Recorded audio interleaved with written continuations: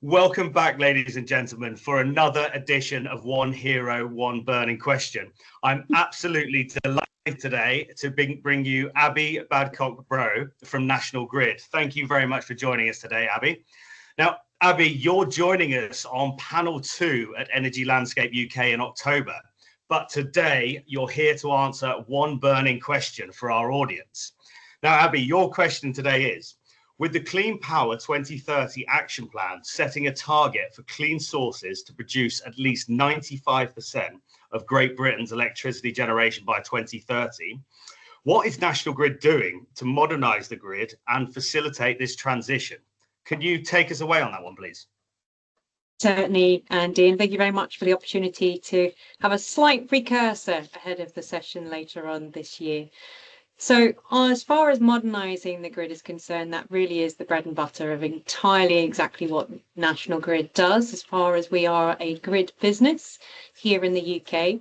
And maybe it's worthwhile me just talking a little bit about what we actually do, first of all, before I then explain what we are going to do and what we have been doing in enabling that transition. So National Grid in the UK has sort of 3 different parts, but it's all effectively talking about cables and wires and sockets. And maybe that's something that's really tangible to consumers or that everybody can relate to. So we have a fleet of large cables that connects England across to mainland Europe, and we are extending the build out of new cables, so they're called interconnectors, which therefore means that when we have surplus supply of our clean sources here in the UK, we can export those internationally and vice versa. So that's one way of helping to decarbonise our system. So that's our interconnector fleet, of which we have 6 already, and we're building out more. And as part of that build out, we're also looking at connecting energy islands, so where you'll have therefore large offshore wind will be located in different locations, and then how you can connect that 2 ways. So you can have, sometimes it can export to Great Britain and sometimes it can export to mainland Europe, depending on where that need is. And our time differentials also help us on part of that.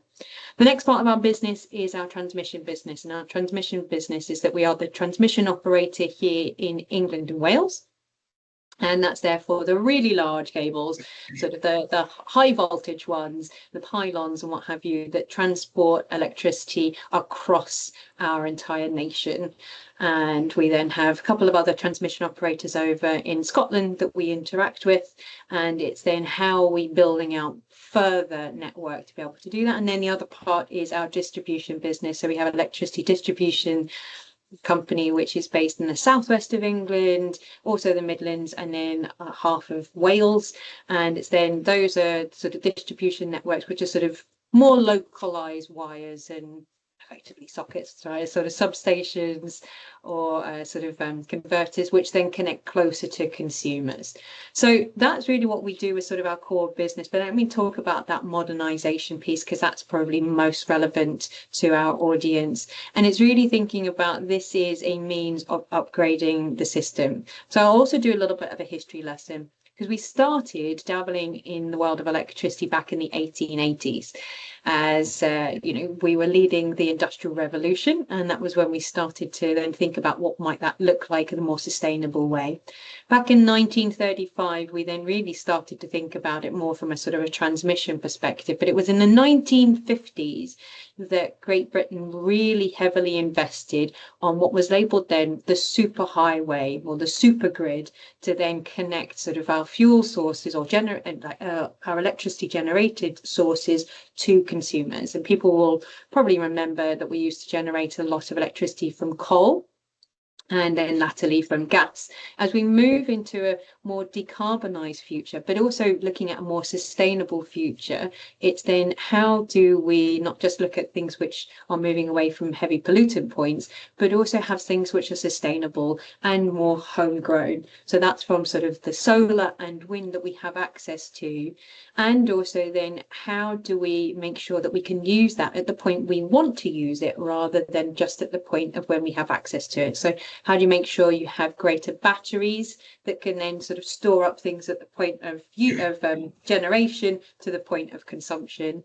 And then how do we also need to flex our loads and how we use energy so that it's at a time which is more affordable for us, rather than just at peak periods as well? So that's really the trend that we're talking about. And National Grid became a privatized company back in 1990 as the government at the time decided to privatize all the different parts of the electricity system. And we haven't had a period of extensive investment into our network until more recently. So we've been living off that sort of 1950s network for quite a while now. And now's the period in some ways to sort of play catch up with some of those old assets and cables and wires that have been around for the best part of 70 years, to sort of bring them into the 21st century, but also to then give us a period of building out the network of the future to take us into effectively the end of this century, really. So that's the really interesting point. And so therefore what we're doing in modernising in some ways is we've had a really busy few years. The last 5 years have been intense of work of building out not just a sort of new network, but also enhancing our existing network. We have double the amount to do in the next 5 years to what we did in the last 5 years. We thought that was busy. This is going to make it even doubly so. And that will be happening across transmission, distribution, and as I mentioned beforehand, doing that from our interconnector fleet. So really, in getting to the crux of your question, what we're doing is we're building more. And we're building more sort of network across all those different points. And that is in sort of hundreds of kilometers, that sort of, all the things that you then need to be able to connect different generated sources to where it actually needs to be used. But we're also then enhancing the existing network that we already have.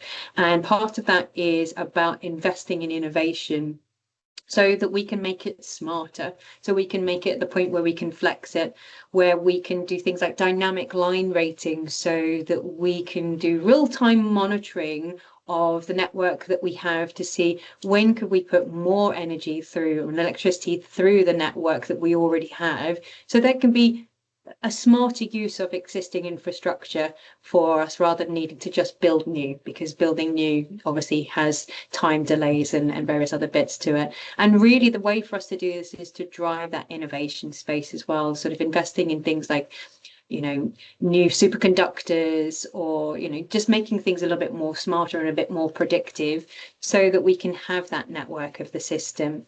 And then I suppose lastly, the point of doing all of this is to really help enable our communities, our consumers, and also the wider country, so that we can bring on things like, all the other various bits of our future, things like autonomous vehicles through sort of AI and data centers, and just really being the key enabler so that we can have a really resilient system. We operate one of the highest resilient electricity networks across the entire planet with 99.99999%.